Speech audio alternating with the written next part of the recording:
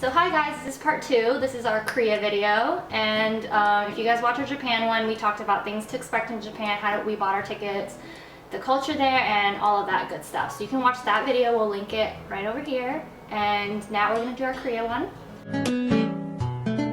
So we bought our tickets a little bit, like a couple weeks after we bought our Japan tickets, so probably around March. We bought it off of kayak.com, which took us to the Korean Air website. Well, we bought the flights from Korean Air, but through Kayak, and it was cheaper.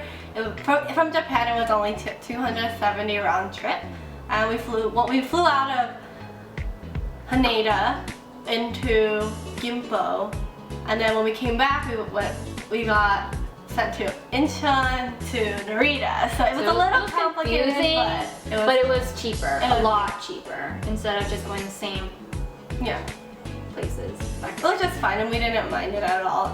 Yeah, but we actually had to call to get our seats. We were going at 3 people. It was me, Tiff, and my boyfriend. And we had 3 people, and by the time it was closer to the trip, we were like, we haven't gotten seats, we don't know how to get seats. So we called Korean Air, and then they're like, okay, what seats do you want? So if you guys aren't sure about anything, they were super receptive. Just call them, they'll ask you, and they did everything for us right away.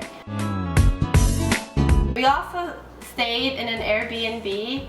We got it for $59 a night. It was in Yongsan, but it was kind of far from a lot of the stuff. I think next time we're going, instead of searching up Seoul, I think you should search up Hongdae or Gangnam. Like the place you really want to stay at the most. So next time when we go to Seoul, we're probably going to want to stay in Hongdae, so we're probably going to look up Hongdae in Airbnb rather than Seoul in general.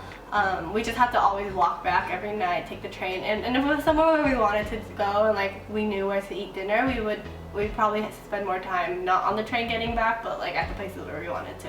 Yeah, and it's relatively cheap. I think it's getting even cheaper because there's so many now, but I think during the summertime, I mean, obviously more people are gonna go, but it's still pretty cheap than spending $100 at a hotel. Per night. And also it was like a full apartment. It had a dishwasher, it had a sink, it had a washer.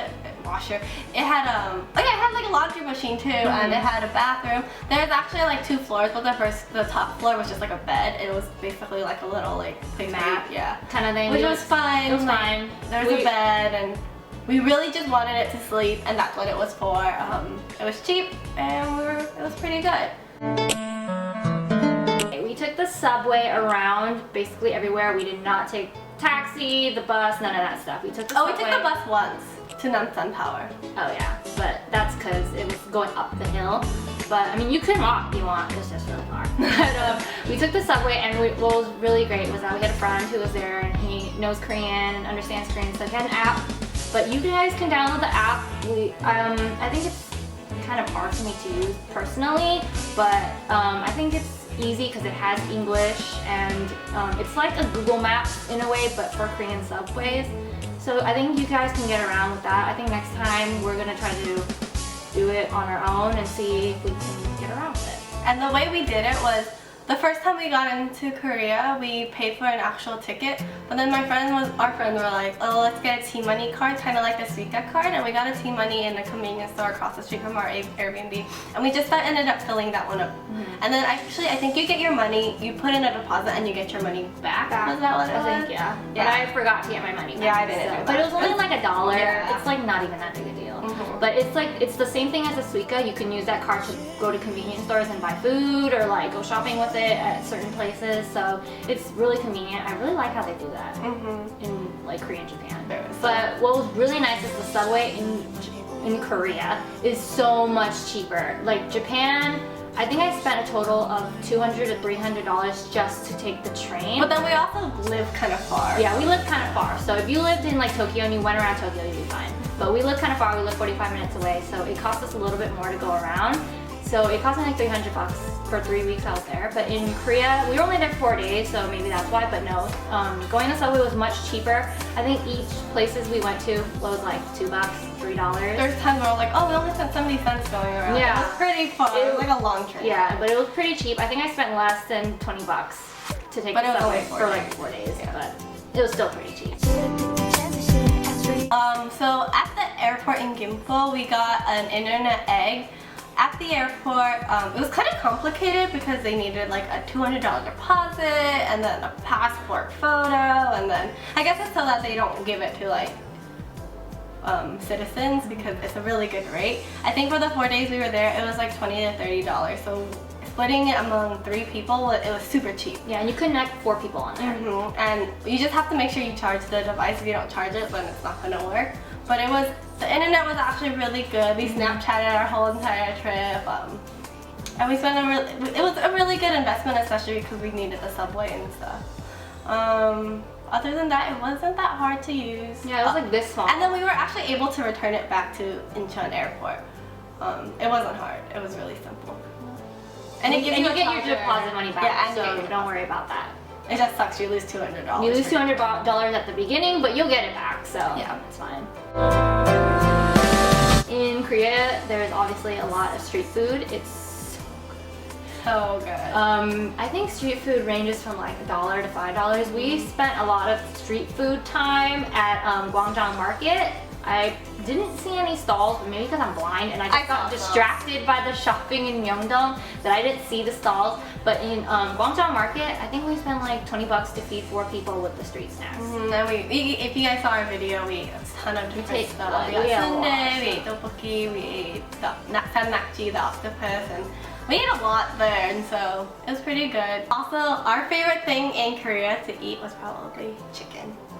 The chicken and beer that we got when we came back from a long day was really satisfying. Yeah, we actually ordered it one night and we were like, damn, we should have ordered more because it was just so good. And then we went to a restaurant and we got all their different types of chicken and we were like, we demolished it. Like, we didn't think we could finish 4 chickens. But we did. Oh, we did. It was so good. Korean chicken is like, I think the best chicken I've ever had. Good job, Korea. And the thing about Korea, it's kind of like Japan where they're like afraid to speak English to foreigners and stuff, so you're gonna have to deal with pictures. But it's pretty simple, like it's not complicated at all. Yeah. Some of the hole in the walls don't really have English at all. Like I remember one restaurant we went into,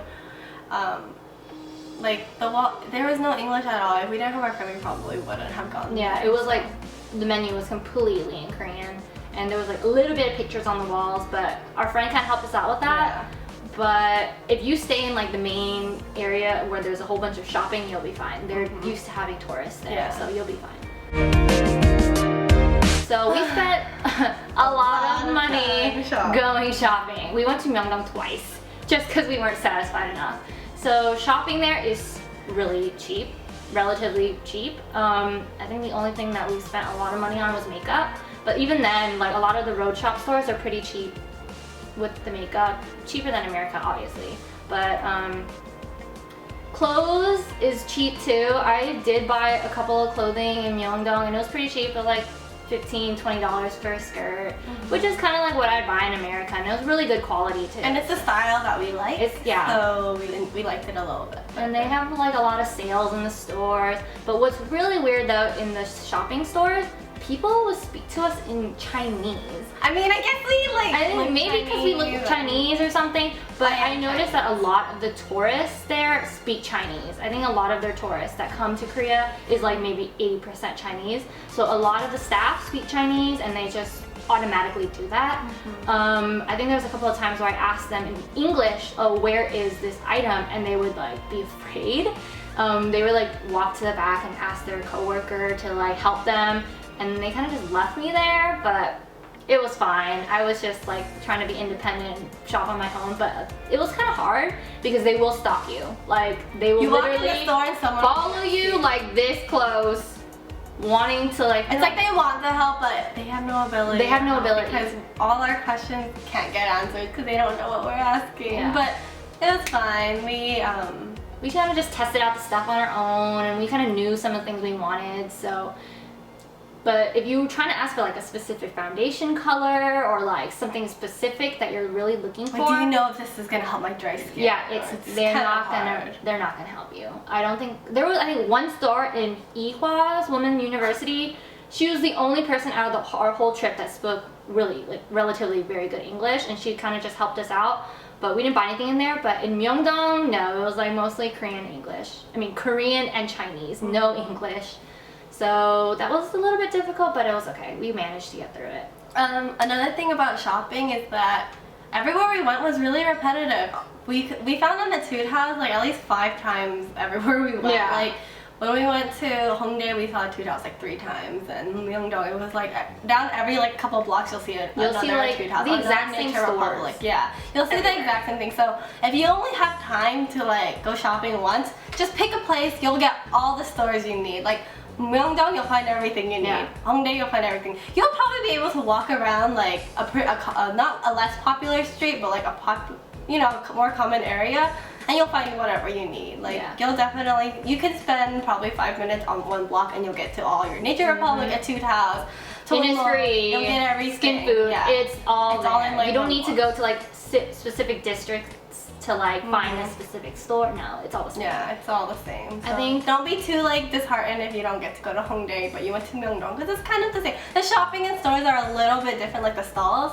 But if you just want to get your etude house and all the other stuff. Like makeup stuff. We obviously really enjoyed etude house because we keep saying etude house. Yeah, we got a lot of stuff there. But everything there was very affordable. It's really cheap, relatively cheap. Watch our hauls if you want to know what we got. So. Yeah. But that's how we got around. Anything else? No? If you guys have any questions, feel free to just comment down below. We know that going to a foreign country is really scary. It was really scary for us. And even if we didn't know any Korean, we were able to get around, and you can do it. So just ask us all your questions. We were in your spot. Yeah. Leave comments down below. We'll answer it as much as we possibly can. Let us know if we didn't get to answer anything in this video. And yeah, thanks for watching. Bye.